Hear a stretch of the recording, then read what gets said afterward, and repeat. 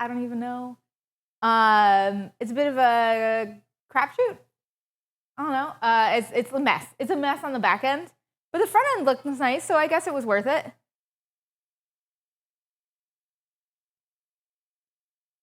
We don't make mistakes. Oh, nice, Larex. That's the way to do it. Accidents. Just multitask. What does curd mean? Okay, yeah, it does sound like something went bad, doesn't it? It's basically a custard.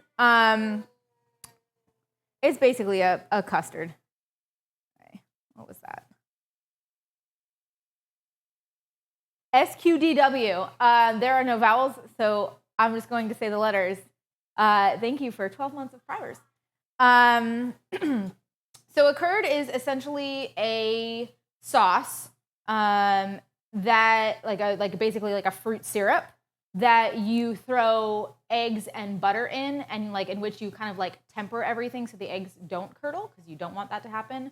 And it turns into like a really like nice thick creamy custard of whatever flavor you put into it.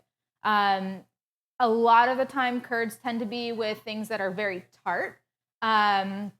So if you were gonna say make a lemon curd or a lime curd or a grapefruit curd, like citrus is really, really popular in curds. It's supposed to be acidic because once you make something kind of like, I guess it's supposed to be acidic because you're like spreading it on something, and then that thing is supposed to be sweet.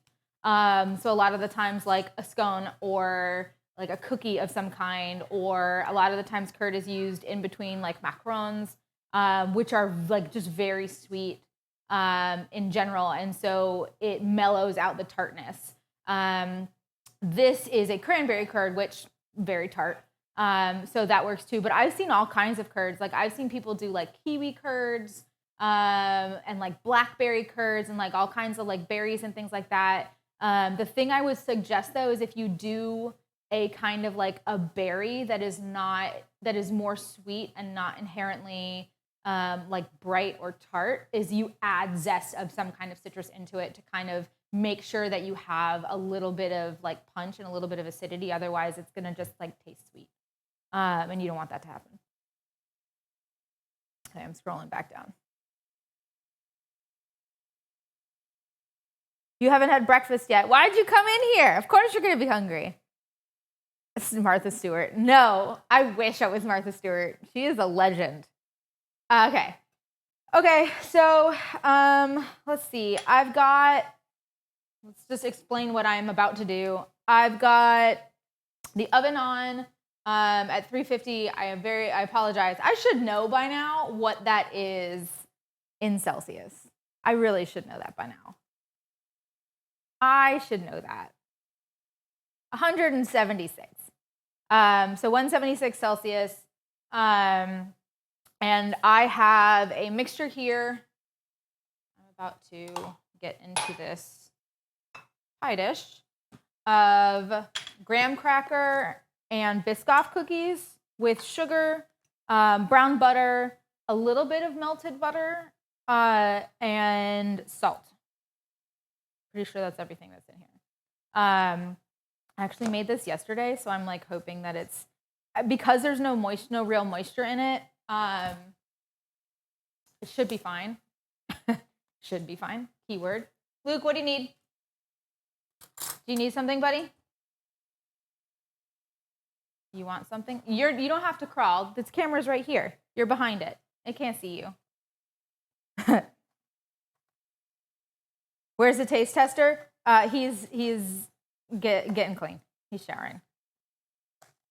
So basically, I'm just gonna pop all this in here. I'm not even gonna use it all. This recipe is delicious, but it is way too much. I'm gonna have to chill it. This is like enough for 2 pies.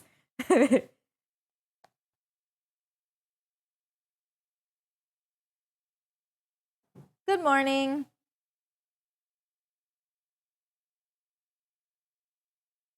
Cracking stream. It is. Okay. So basically, I'm just gonna toss that in here, and then I'm gonna kind of gently pat this out. The thing about this this pie crust that I'm like not a huge fan of is that it's very, very crumbly to start. And that's because of the browned butter. And so it like will press all the way down. And I'm like, oh, there's the bottom of the pan. Oops.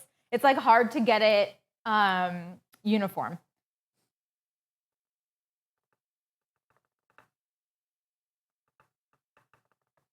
But it's okay. I don't mind.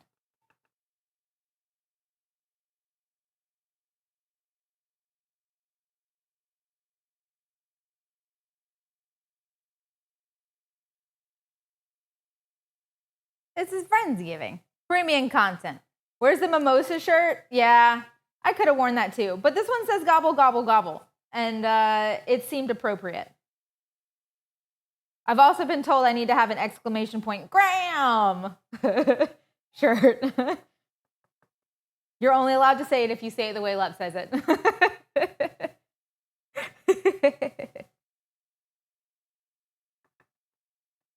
Okay, so this is essentially about 2 packets of graham crackers. And then I actually just had some Biscoff cookies laying around. Like I had a whole bunch of them because like we took a trip to Boston a couple months ago, and you get like the Biscoff cookies on the flight, and the kids never ate them, and they gave them to us like every time, and we had 4 flights. So I had a lot of Biscoff cookies, and I was like, they're going in. So I tossed those in, and then I browned about 12 tablespoons, which I don't, let's see. We'll do some quick math for people. 14.187 times 170 grams of butter. And I browned that up. And then it's about 3/4 of a cup of sugar, which I don't actually know how many grams that is. I'm sorry, guys. That's a weight. And like kind of blitzed the sugar, some salt, about 4 grams of salt, the packets of the cookies and the graham crackers, and kind of put that all together in here, and then poured the melted butter in, and then kind of went from there. I'm gonna try to move some of this over because I have not enough on this side. Whee. Yeah, Biscoff cookies are bae. I didn't want it to be like all Biscoff, because like Biscoff is great, but sometimes it can be a little bit overwhelming of a flavor. So I stuck with like it's like 3/4 graham cracker and then like 1/4 Biscoff. See, bacon can be like, whatever. It can be just whatever you want it to be. It doesn't all have to be science or straight science.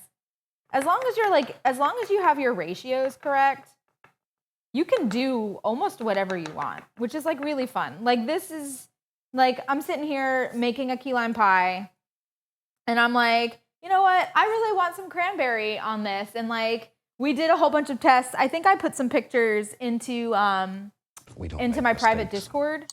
I have a private Discord for Patreon members. Everybody okay? I don't know why she's crying.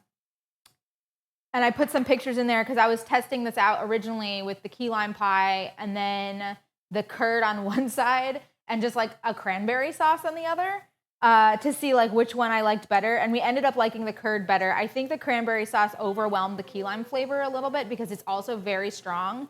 And because the curd is mellowed out with the eggs and the butter, it was like a much nicer experience. And so we kind of like landed on that.